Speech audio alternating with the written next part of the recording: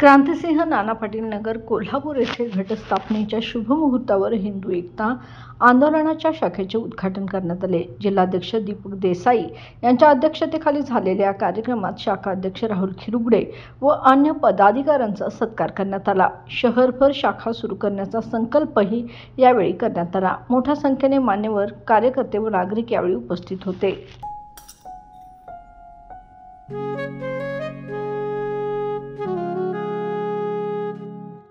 बाबा, आज येताना बासुंदी घेऊन या ना। अगं, कालच आपण आईचा वाढदिवस होता म्हणून आणली होती ना। ऐकलं, गोकुळची बासुंदी पुन्हा खावीशी वाटतेय। खरं सांगू, मलाही खावीशी वाटतेय। पुन्हा पुन्हा खावीशी वाटणारी गोकुळ बासुंदी।